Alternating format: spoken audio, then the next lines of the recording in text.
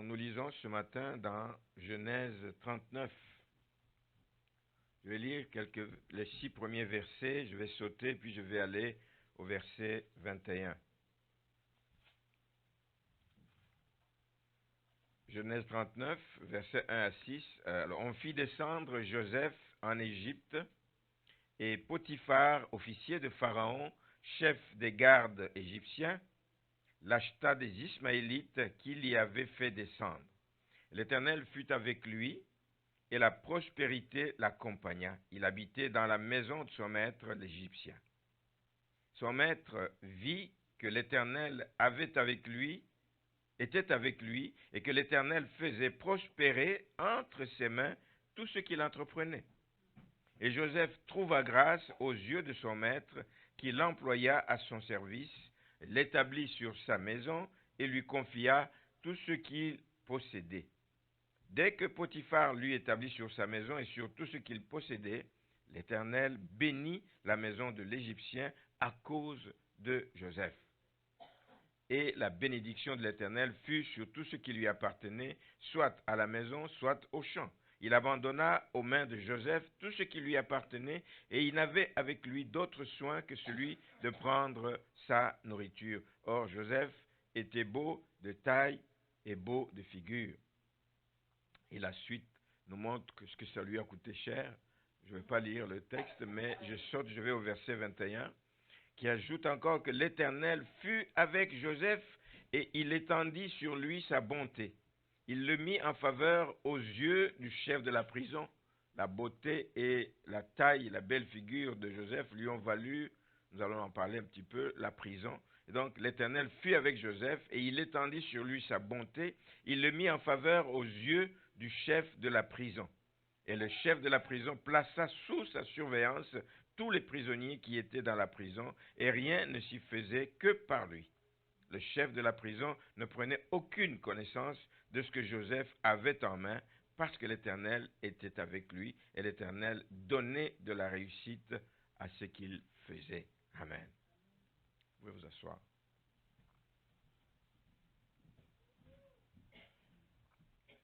L'Éternel donnait de la réussite. Et le titre du message ce matin, c'est « Sommes-nous de bons élèves ?» Sommes-nous de bons élèves? C'est une bonne question que chacun de nous doit se poser. Moi, je peux dire que Joseph a été un bon élève, parce que la Bible me dit l'Éternel lui donnait de la réussite. Il réussissait. Il était un bon élève de son maître et il réussissait dans tout ce qu'il faisait. Amen. Sommes-nous de bons élèves? Une question qu'il faut se poser de temps en temps. Et on ne peut décidément répondre à cette question que si on reconnaît que toute la vie, nous sommes en formation. Un élève, c'est quelqu'un qui est en formation. Et toute la vie, nous sommes en formation. Nous sommes à l'école du Seigneur. Alors, ma prière est que chacun de nous réussisse dans cette école, que chacun de nous puisse réussir dans cette école. Et si donc vous reconnaissez que nous sommes à l'école du Seigneur, si vous reconnaissez que nous sommes continuellement en formation, permettez-moi ce matin de vous dire quelle doit être l'attitude d'un bon élève. Il y a une bonne attitude pour réussir. Il y a une bonne attitude pour qu'on reconnaisse que vous avez été un bon élève et que vous avez réussi. Il y a une bonne attitude. La première des attitudes, je pense, c'est qu'un bon élève doit faire tout pour passer au niveau supérieur.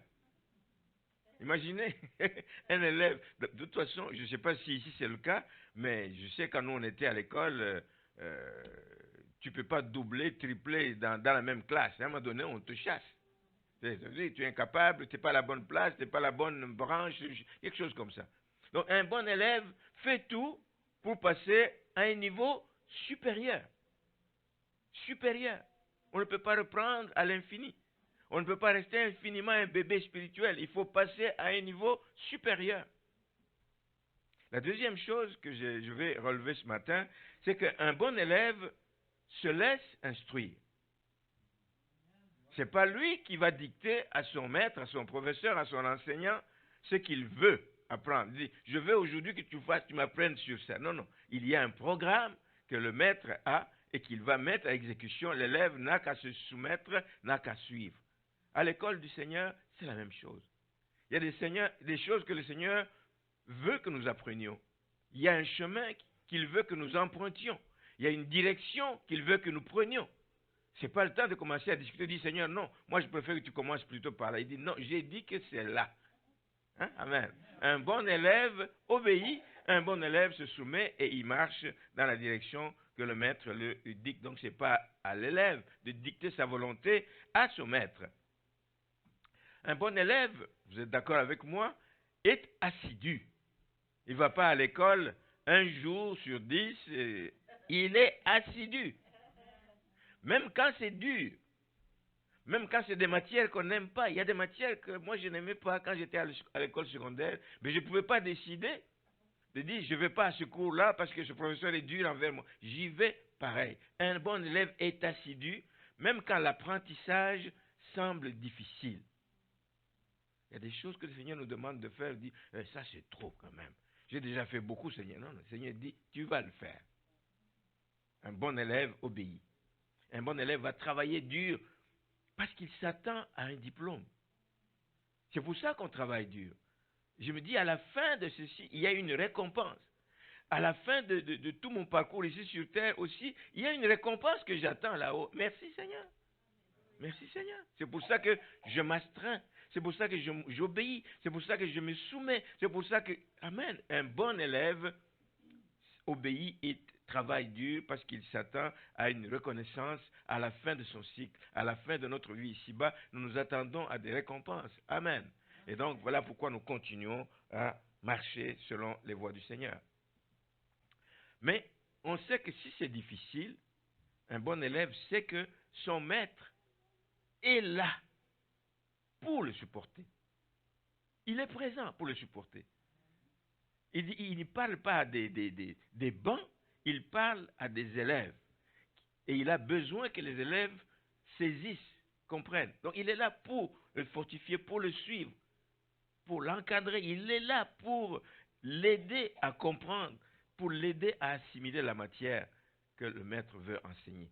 Le bon élève, frères et sœurs, je peux continuer. Il y a tellement de choses que l'on peut dire là-dessus. Le bon élève sait que tout seul, il ne peut pas s'en sortir.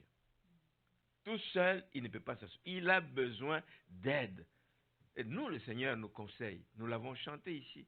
Il est d'une sagesse qu'on ne peut imaginer. Il nous instruit dans sa sagesse. La Bible nous dit aussi dans le psaume 32, le verset 8, qu'il nous instruira, il nous conseillera et il nous montrera le chemin à suivre.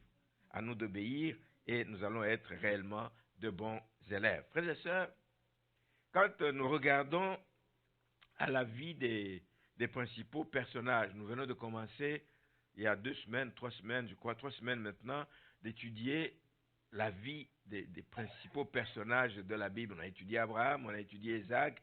Cette semaine, on va continuer avec Jacob. Quand nous étudions tous ces personnages, on s'aperçoit que tous sont passés à l'école de Dieu.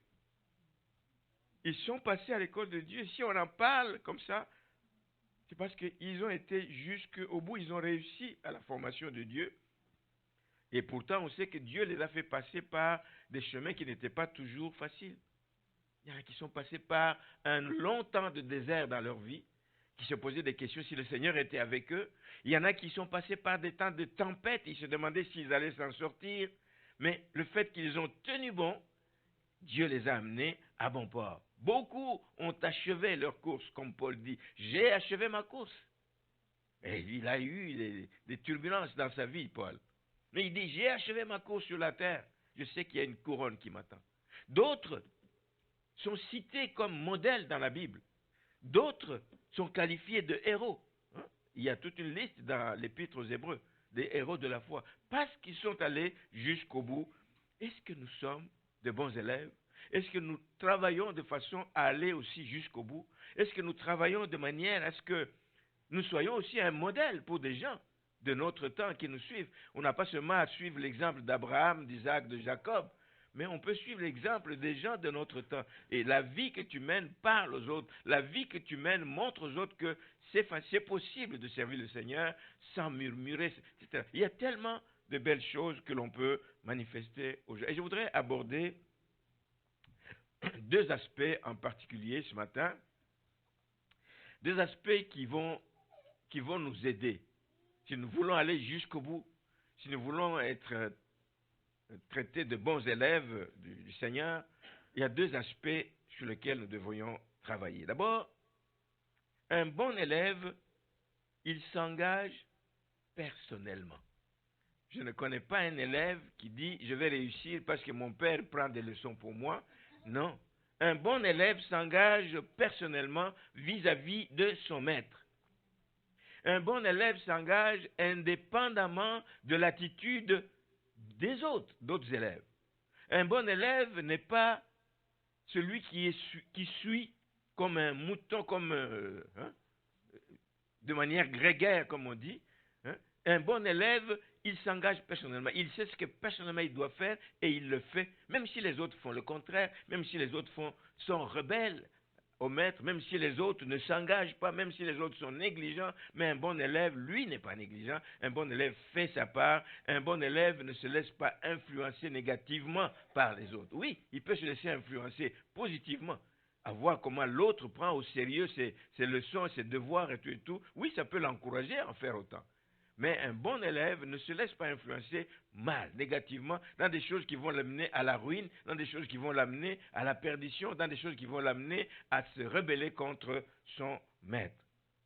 Voilà pourquoi on lit plusieurs textes dans la Bible qui nous montrent que cet engagement personnel, quand vous vous rappelez de l'histoire de Josué, si nous lisons dans Josué au chapitre 24, Josué chapitre 24, le verset 15, nous montre quelle a été la décision qu'a prise Josué. Chapitre 24, le verset 15 nous dit ceci. Au verset 14 d'abord, il dit, maintenant, il parle donc au peuple qui était assemblé, toutes les tribus d'Israël qui étaient assemblées à Sichem. Au verset 14, il dit, maintenant, craignez l'Éternel et servez-le avec intégrité et fidélité. Faites disparaître les dieux qu'ont servi vos pères de l'autre côté du fleuve et en Égypte et servez l'Éternel. Alors il dit, verset 15, et si vous ne trouvez pas bon de servir, et si vous ne trouvez pas bon de servir l'Éternel, choisissez aujourd'hui, le choix personnel, choisissez aujourd'hui qui vous voulez servir, ou les dieux que servaient vos pères au-delà du fleuve, ou les dieux des Amoréens dans le pays desquels vous habitez, mais moi et ma maison, moi et ma maison. Personne d'autre ne décidera pour ta maison. C'est toi et ta maison qui devez. Moi et ma maison, nous servirons l'Éternel. Un choix volontaire, un choix personnel. Je travaillais pour que ma maison serve l'Éternel. Moi et ma maison, nous servirons l'Éternel. Cela indépendamment de ce que les autres vont décider. Vous choisissez qui vous voulez servir. Vous voulez servir le Dieu des Amoréens? Allez-y. Mais moi et ma maison, nous servirons l'Éternel. Asaph, j'ai déjà souvent parlé de Asaph ici dans le psaume 73, qui était chantre, mais qui servait donc dans la maison du Seigneur. Il était chantre, mais il a commencé à regarder autour de lui les gens, les méchants, les infidèles, comment ils avaient l'embonpoint, comment ils s'enrichissaient, comment il regarde à ça, il commence à dire, mais pourquoi moi, je sers le Seigneur et moi je ne suis pas bien, pourquoi je manque de ci, je manque de ça. Il se compare à d'autres personnes. C'est un engagement personnel. Jusqu'au moment où il a compris qu'il est rentré à son poste, jusqu'au moment où il a compris qu'il a choisi de s'approcher. Et il dit au verset 27, 28, il dit, pour moi, j'ai compris que m'approcher de Dieu, c'est mon bien. Pour moi, m'approcher de Dieu, c'est mon bien. Lui plaire, c'est la place que j'ai de servir le Seigneur. Versets 27 et 28. Donc, pour moi, m'approcher de Dieu, c'est mon bien. Et mon choix à moi est de placer ma confiance dans le Seigneur, mon refuge dans le Seigneur.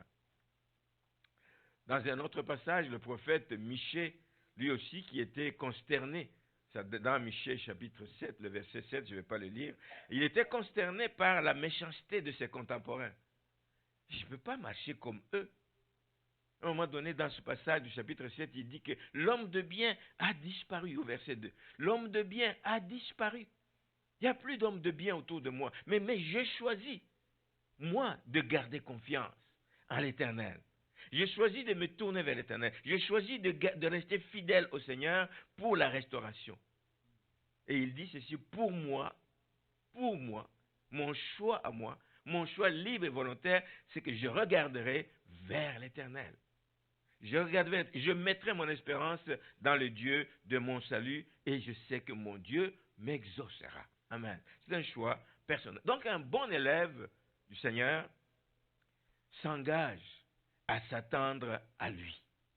Je m'attends à mon maître, je m'attends à mon Dieu, je m'attends à mon Seigneur, parce que je sais qu'il a tout pouvoir entre ses mains, parce que je sais qu'il a même un plan de paix et de bonheur, et non un plan de malheur. Et je vais le laisser mener ce plan, je veux lui faire confiance. Voici ce qu'un bon élève doit faire.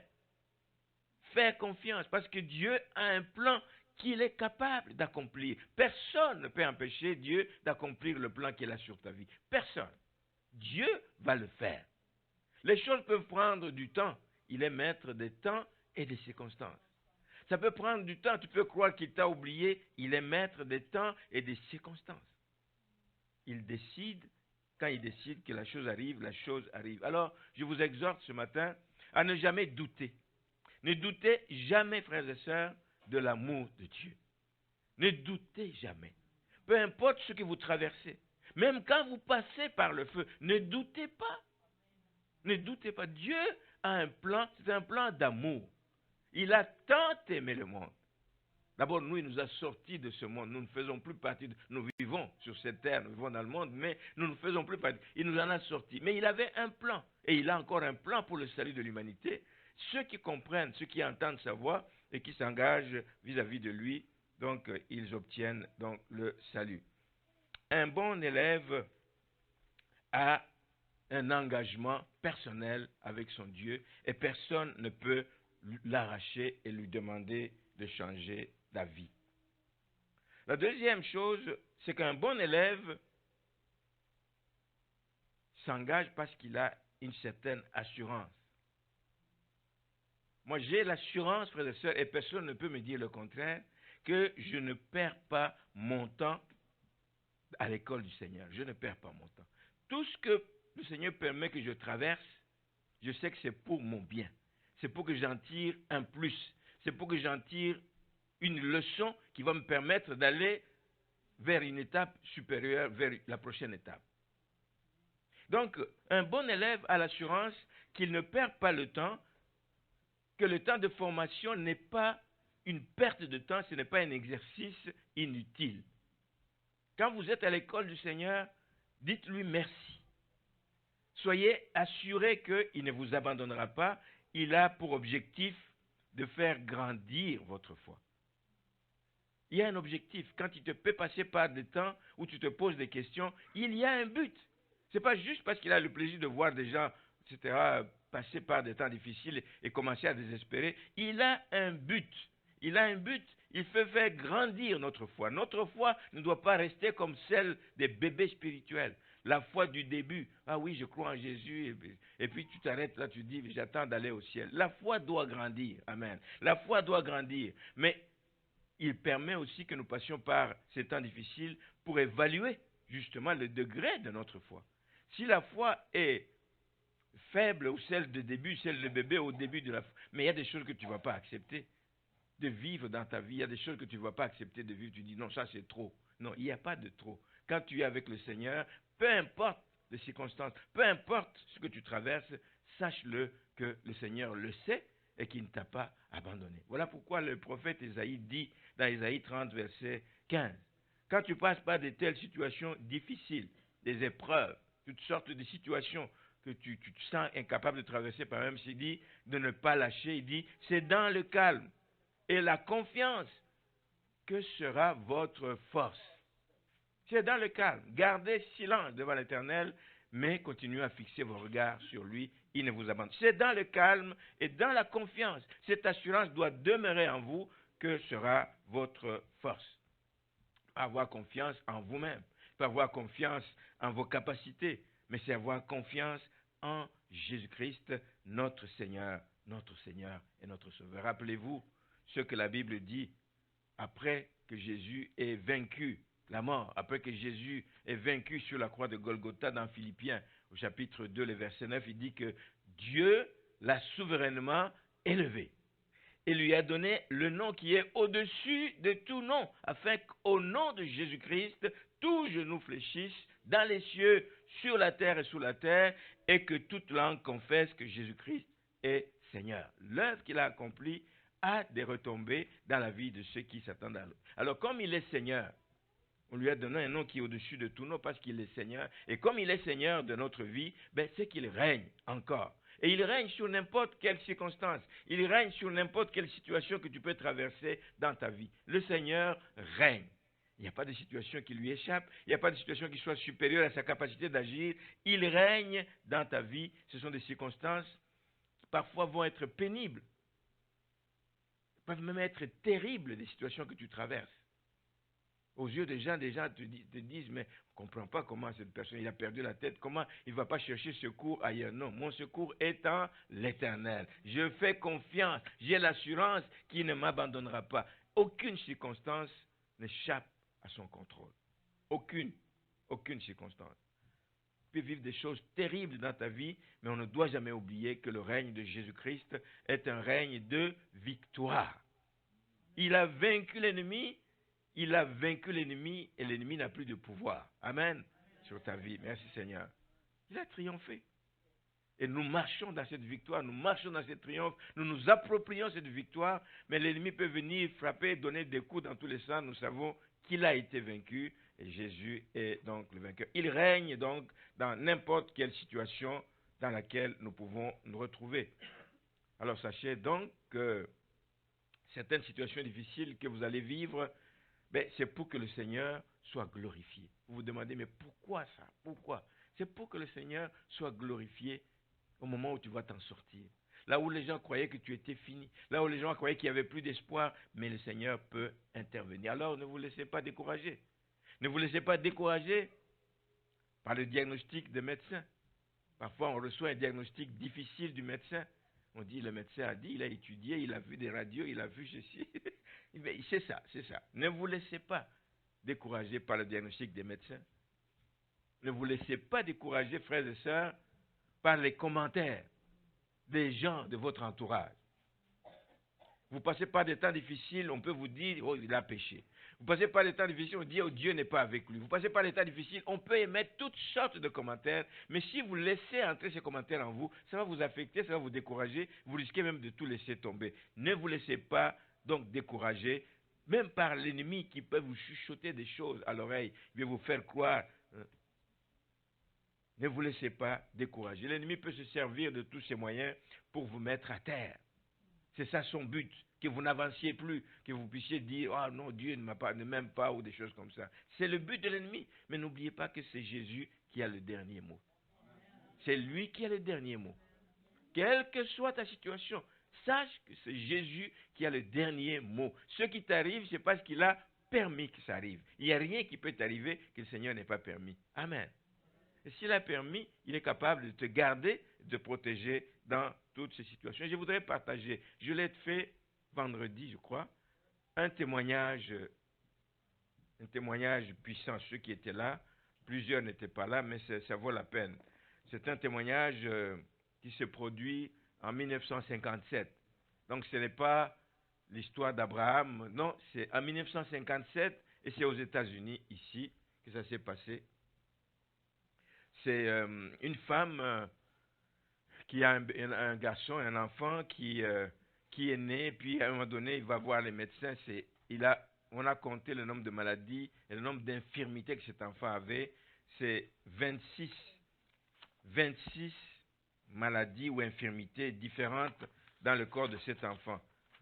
C'est un document, si vous voulez le lire, je peux vous l'envoyer, ou s'il y a des gens qui sont abonnés sur le site de Samuel et Dorothée Atzakordian, c'est eux qui ont publié ça, et c'est là que je l'ai pris. Donc, ce pauvre garçon était atteint de 26 infirmités. Il dit, il y a la langue qui pendait, la langue qui sortait de la bouche, qui pendait jusqu'au menton. Il lui manquait des organes sexuels. Cet enfant est né aveugle, imaginez. Cet enfant est né muet, il est né sourd.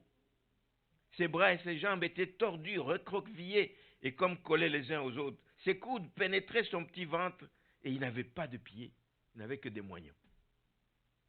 Vous voyez un peu la scène. Je ne sais pas comment vous réagirez devant un cas comme ça. Allez-vous penser un jour que cet enfant peut guérir? Non, si vous écoutez les médecins, non. Cet enfant ne peut pas guérir. Et la maman est allée voir les médecins et les docteurs ont déclaré que c'est inconcevable que cet enfant puisse continuer de vivre. Ça, c'est la déclaration, le diagnostic des médecins et ils s'arrêtent là. Et ils ont ajouté qu'ils ne pourraient probablement pas le ramener à la maison. Donc, cet enfant resterait à l'hôpital avec sa mère pour mourir un jour et puis il n'y a plus rien à faire. Mais une femme qui était un bon élève, qui avait l'assurance en son Dieu. Elle a dit ceci, elle a répondu au médecin, dit, je crois en Dieu et je crois qu'il va guérir mon enfant. Point. Je crois en Dieu et je crois qu'il va guérir mon enfant. Et il dit, je n'ai tout simplement jamais cru que mon petit allait mourir. Je n'ai pas cru que cet enfant allait mourir. Alors elle était à l'écoute. Un jour, il apprend qu'il y a une campagne d'évangélisation dans un autre État. Vous savez, c'est des grands États, c'est tout d'un continent, les États-Unis. Quitter un État vers un autre, c'est parfois par avion plusieurs heures. Là. Quand vous quittez la côte est vers la côte ouest vers la côte est pour traverser, c'est beaucoup d'heures de travail. Alors elle quitte pour aller dans un autre État, paye d'avion, ça lui prend du temps, etc. Et il part pour une semaine de campagne d'évangélisation d'un évangéliste du nom de Schambach. Alors, il arrive là-bas, il a fait beaucoup de frais, tout, et il arrive au dernier jour de la convention. La convention va se terminer, son enfant, rien ne s'est produit. C'est le dernier jour de la convention. Et le dernier jour de la convention, il s'entretient avec quelqu'un qui était dans le comité, qui s'occupait de la louange pendant cette campagne. Et la madame, le monsieur est tout simplement touché. Il dit, mais madame, je peux rien vous promettre. Je peux vous promettre une seule chose. Si d'ici la fin de la réunion, on ne vous a pas appelé pour prier pour le cas de votre enfant, moi je me charge à la fin de te prendre et de t'amener voir cet évangéliste pour qu'il puisse prier pour cet enfant. Et puis, il s'est arrêté, il est allé à son service. Et spécialement ce jour-là, le dernier jour, l'organisation a fait que la séance commence par un appel à l'offrande. Cette femme, je ne vous l'ai pas dit, il lui restait $20. Le dernier jour, il lui restait $20. Il ne savait même pas comment il allait rentrer chez elle, à la maison. On a fait appel à l'offrande. C'est la première qui s'est levée. Imaginez. Elle court. Elle va prendre son $20, il dépose dans le panier. Le monsieur qui chantait a vu ça, il a reconnu, il dit, c'est la femme là, qui me disait qu'il ne reste plus que $20, c'est tellement ce qu'elle vient de mettre dans le panier. Qu'est-ce qu'elle va faire? Et il s'est retiré à un moment donné, quand il y a eu entre deux chants, il s'est retiré, il est allé en arrière, il a commencé à pleurer, ce monsieur. Il dit, je ne comprends pas, Seigneur, fais quelque chose pour cet enfant, pour cette femme, fais quelque chose pour cet enfant. Et puis il a continué comme ça. Puis on a commencé la prédication. 15 minutes après la prédication, Dieu montre une vision au prédicateur Schambach, à l'évangéliste. Il montre une vision, il relate vraiment tout ce que cette femme a connu. Il ne la connaît pas. Il relate tout ça. Il dit, je vois ici, je passe vite dessus, je vois ici un enfant qui est né avec des problèmes, je vois, il a 12, il compte 7, 12, 26 maladies, infirmités graves, je vois comment le moment de son intervention dans la vie est arrivé. Dieu lui révèle que le moment est... Et le docteur a dit que cet enfant ne survivrait pas, etc. Il dit, le médecin a eu tort. L'enfant a 4 ans à ce moment-là. L'enfant a 4 ans. Alors il dit, mais la personne, si la personne qui est concernée est ici, qu'elle s'avance. Avancez-vous vite. Évidemment, la madame est allée en avant avec son enfant et il a demandé à toute l'assemblée de prier, de se joindre dans un moment de prière. Et ils ont prié, et ils ont prié, et ils ont prié. Cet homme qui connaissait la situation, qui était en avant sur la scène, a dit, non, on dit de fermer les yeux, mais moi je vais garder mes yeux ouverts. Je vais garder pour voir ce qui va se passer. Et sans doute qu'il s'attendait aussi à quelque chose. Et effectivement, il s'est passé des choses extraordinaires. J'y vais vite, vite pour vous dire. Et la guérison a commencé à germer dans le corps de cet enfant. Il dit, la première chose qu'il a vue, c'est la langue. C'était très clair. La langue qui pendait, elle est rentrée dans la bouche. La langue est rentrée. Les yeux ont commencé à s'ouvrir, etc. On voyait pas de voile blanc qu'il y avait devant ses yeux, mais il se transformait sur le champ et une couleur a commencé à prendre forme, etc. L'enfant, il se mit immédiatement à voir. On continue que ses deux bras et ses deux jambes infimes commencèrent à s'étirer lentement et à craquer fortement, et car les os devaient reprendre leur place. Au bout des jambes, il restait que des moignons. On dit, il n'y avait pas de pieds comme tel, mais il n'y avait que des moignons. Eh bien, on a vu comment les pieds commençaient à pousser. Deux pieds ont commencé à pousser. Séance tenante. En 1957, c'est hier, là. Et on regarde le temps. Et il a vu donc des 10 orteils se former sous ses yeux, etc. C'était un acte souverain de Dieu. C'était un acte souverain de Dieu. Et l'enfant a couru, a commencé à courir, est allé voir sa maman. Vous connaissez, vous savez comment. Et maman, les premiers mots, il dit maman, et imaginez dans quel état était l'assemblée, frères et sœurs. Dieu aime se révéler à son peuple dans des cas extrêmes, dans des situations difficiles. Dieu aime se révéler à son peuple quand c'est difficile. Dieu ne reste pas toujours silencieux devant des situations difficiles que nous vivons. Il ne reste pas toujours silencieux. Il n'est pas indifférent aux problèmes des gens. Il n'est pas indifférent au sort que vivent ses élus. Dieu n'est pas indifférent. Dieu parle, Dieu agit, Dieu voit, Dieu entend et Dieu proclame des choses. Il intervient afin que le monde sache qu'il est Seigneur. Il est Seigneur et qu'il tient le monde entre ses mains et qu'il a tout pouvoir entre ses mains. Donc si Dieu permet des temps difficiles, frères et sœurs, c'est parce qu'il veut manifester sa puissance. Il veut manifester sa puissance. Il veut manifester sa gloire. Il y a des choses qui vont tarder dans ta vie, mais le jour où Dieu va intervenir, c'est comme si c'était un rêve que tu fais. Dieu veut manifester sa gloire. Il veut nous apprendre à faire la différence entre, comme dit Paul aux Romains, chapitre 8, 18, faire la différence entre les souffrances du temps présent et la gloire à venir. Nous devons faire la différence. Amen. Nous pouvons parfois souffrir des temps dans la vie ici sur terre, mais quand Dieu te révèle la gloire à venir, ces souffrances passent. Ces souffrances passent. Amen. Gloire au Seigneur. Paul le sait, il l'a vécu. Il a vécu des choses difficiles. Il a demandé que Dieu le délivre de l'écharde, mais Dieu a dit, ma grâce te suffit. Et il voyait qu'il y avait des grandes choses qui l'attendaient. Ça, c'est rien. C'est passager ici-bas. Merci Seigneur. Et je vais revenir en terminant sur l'histoire de Joseph que nous avons lu. Vous allez dire, mais il a lu un texte et puis il n'y fait pas allusion. Non, on revient sur l'exemple de Joseph. Moi, je dis, et je l'ai dit au début, que ça a été un bon élève. Son histoire, tout au long de l'histoire de Joseph, ça nous montre que Dieu n'est pas limité.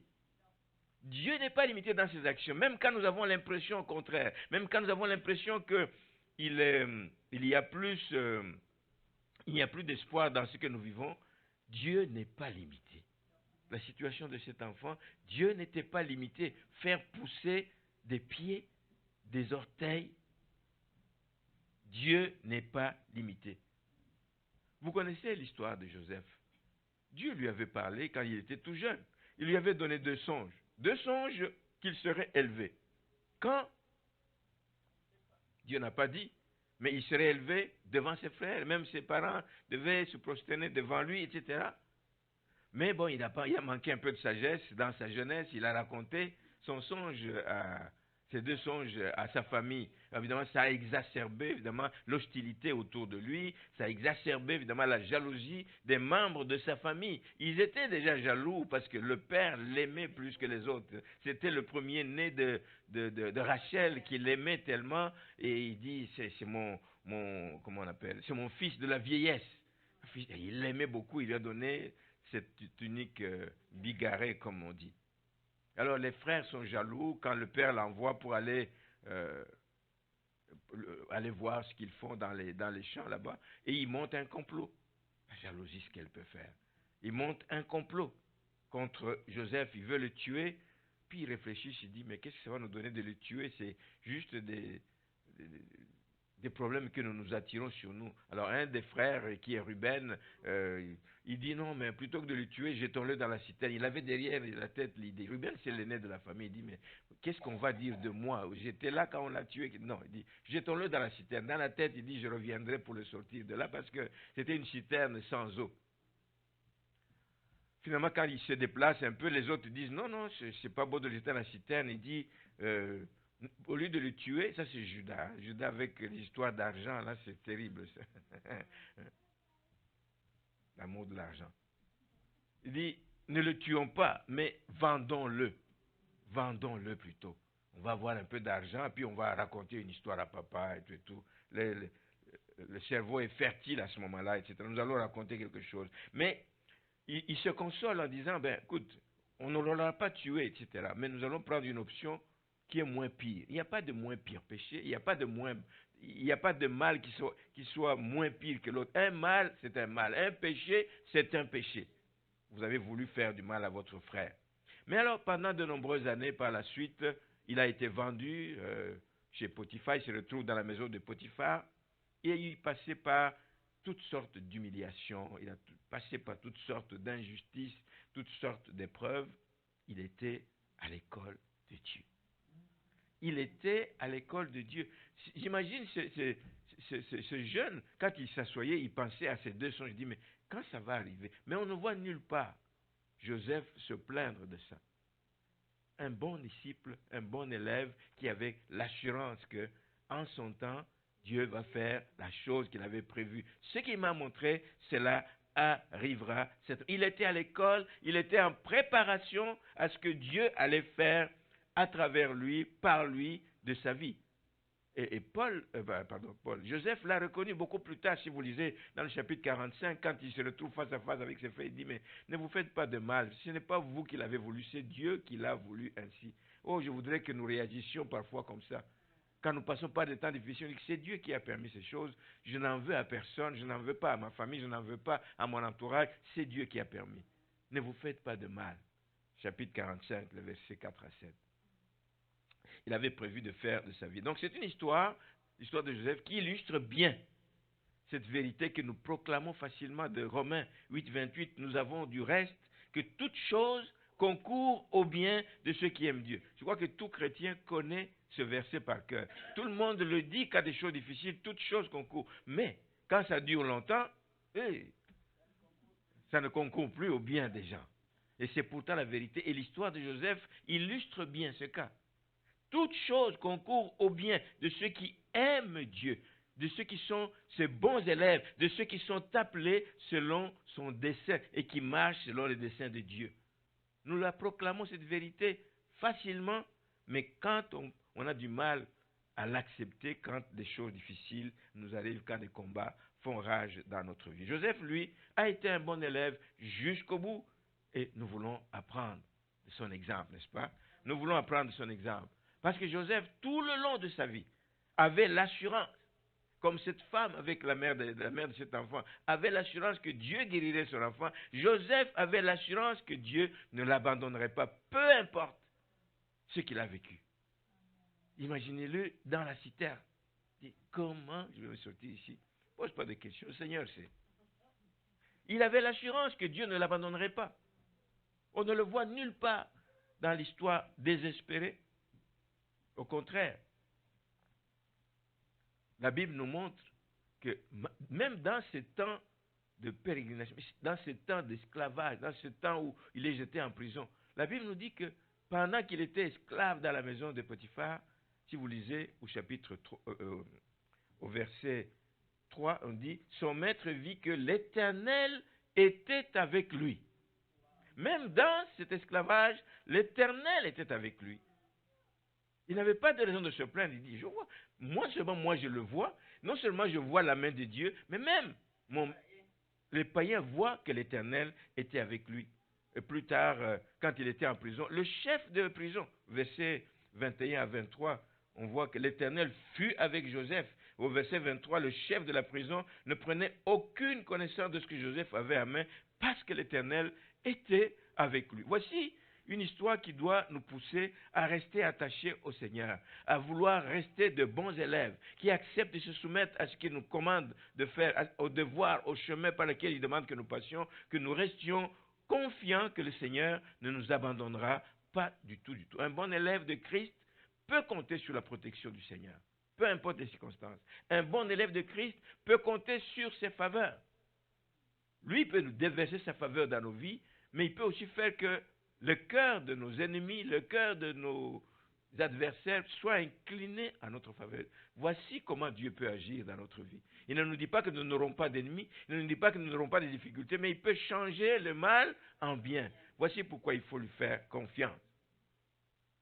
On sait que Joseph a résisté, je l'ai dit, à la tentation quand la femme de Potiphar a voulu le faire tomber dans ce geste d'immoralité, etc.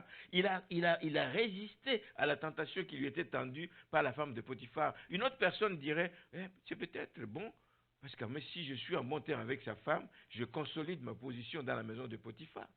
Elle défendra ma cause quand ce sera difficile. Il pouvait tomber dans ce piège de compromission. Non, frères et sœurs, un bon élève de Jésus-Christ comme Joseph doit éviter toute compromission dans sa vie. Toute compromission. Toute compromission. Nous devons donc éviter tout ce qui nous pousse à aller contre la volonté de Dieu. Même si cela peut on peut nous faire miroiter les avantages que ça présente, une telle compromission. C'est ça, comme ça qu'on arrive à faire tomber les chrétiens. On dit, mais regarde ce que tu vas gagner, regarde ce que ça va te rapporter, regarde ce que ça va te...